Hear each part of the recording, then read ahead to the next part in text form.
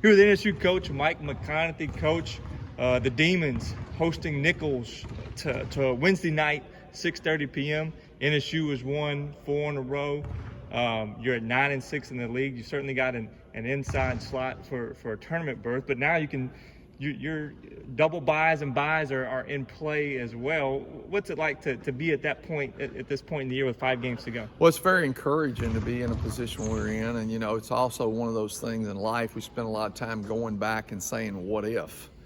But what if we would have done certain things down the road? It would have made our situation even so much better. But I also always hold to this, that we're working to get better for March.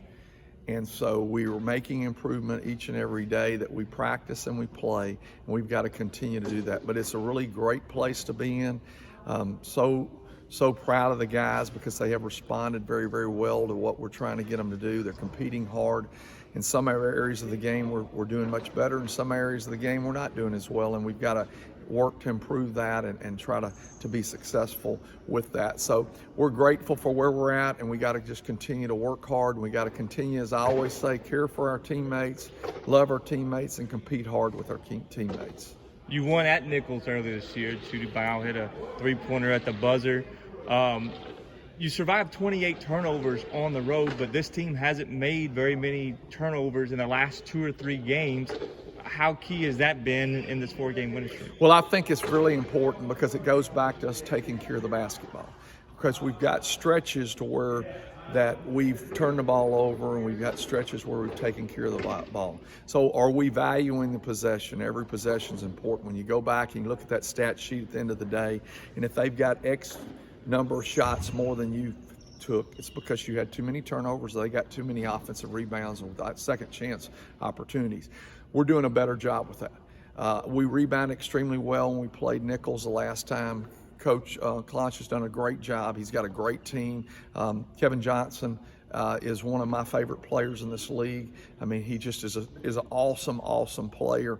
I don't like watching him play when we play us, but I do enjoy watching him play against other teams because he's very talented, and all the other long athletic players that they have on their team. So they do a great job. They compete hard. They're very aggressive defensively. They're very aggressive offensively, attacking you. So we've got our hands full. Probably 2 of the deepest teams in the league. They've got 5 guys that average double figures. You've got 7 or 8 guys that average in that 7 to 13 points per game, and of course just the minutes that are spread out.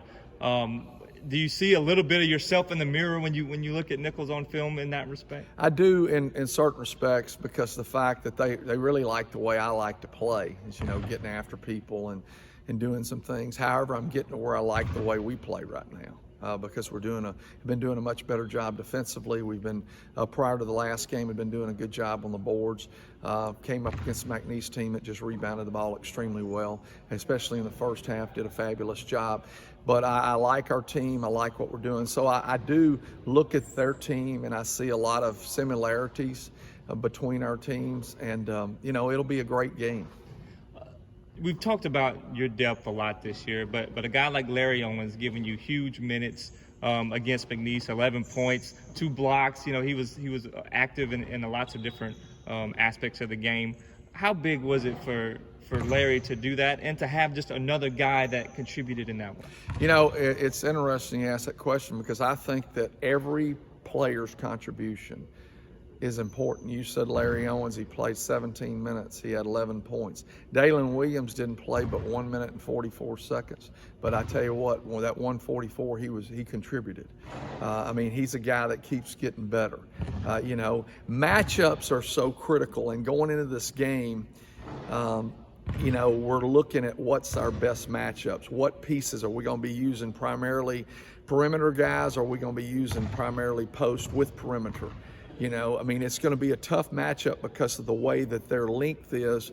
So do you go bigger along with them, or do you try to be a little bit smaller and quicker? But if you do that, you've got to really be aggressive rebounding because of the fact that that's something that they do well at times. How does depth allow you to match up with different teams in that way? I guess maybe in the past couple of years, you had your your 8, 9 guys, and that's what you had. Now you have pieces that you can match up. It seems like you can match up better with different styles. Well, over the course of my long tenure here, thank goodness I've been able to be here, and I appreciate the job every day.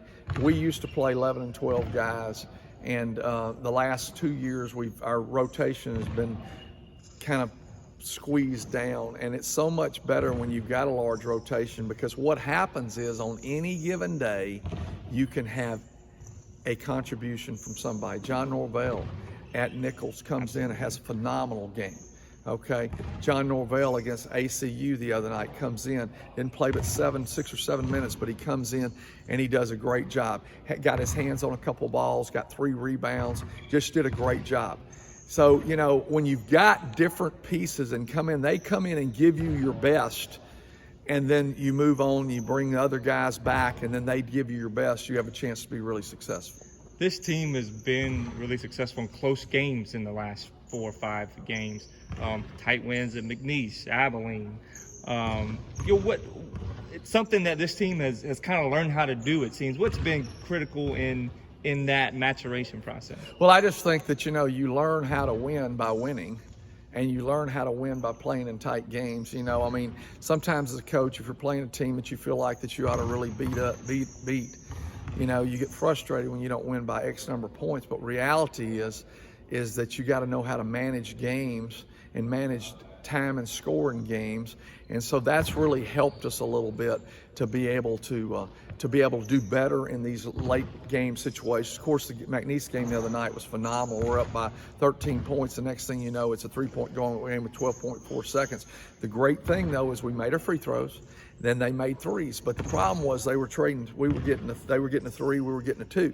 So that tends to, the math on that doesn't work out if there's enough time on the clock. But, you know, great game. And I'll go back to something you said about how you match up.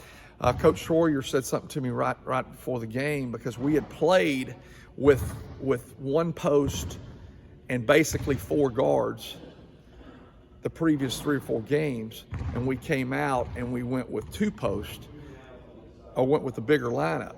And so that's an example of what, you know, depth does for you, because you can move pieces around. And then offensively, shot 52% against McNeese. This team over the past month or so has really seemed to take steps forward in efficiency numbers, just in terms of field goal percentage. And what have been some things that have allowed this offense to be more efficient? I just think taking better shots. I think ball movement makes a lot of difference. Of course, when we do this, and if we could convince our players to do this, and we constantly are talking about, if we run the ball and get the ball up the floor and share the ball, I mean, we're pretty good. You know, when we get in struggle, when we get locked down in a half-court game, and the ball doesn't move, it sticks in one place, that's when we get in trouble. So we've got to, that's why we've been more efficient offensively, because of ball movement, attacking, going to the basket, making the extra pass, those things. And when we defensive rebound and we put the ball on the floor and we get it out and get it up the floor, I mean, it's a lot of fun to watch. Seems like you're pretty healthy right now. Zooming out, you get an off weekend this weekend, no game on Saturday. Then you have the 4 remaining games left. How does that kind of play into where this team is at physically, mentally, after this Nicholls game? Well, you know, the break, you know, I'm not a big fan of those breaks, because, you know, you got pretty good momentum going and you're in a regular rhythm. Now you're going to break your rhythm. So you got to figure out from a coaching perspective, okay, what do you need to do, what you don't need to do, how do you maintain where you're at? You know, I felt like the last time we didn't handle our break as well. We came back, we're sluggish against SFA, got back in the game. It's a tie ball game with about 4 minutes to go. You know, then we ended up dropping that one. Then we ended up dropping another one at home. You know, so we've got to figure out and manufacture the best plan for our team. The difference is right now, I do feel like that we've got a little momentum going, and because we've got a little momentum going, hopefully we can build on that momentum coming into the Nicholls game, and build on that by coming out, having a great appearance, coming and doing the best job we possibly can against an extremely talented team, extremely well-coached team. So it's a tough balancing act. Coach Mike, thank you very much.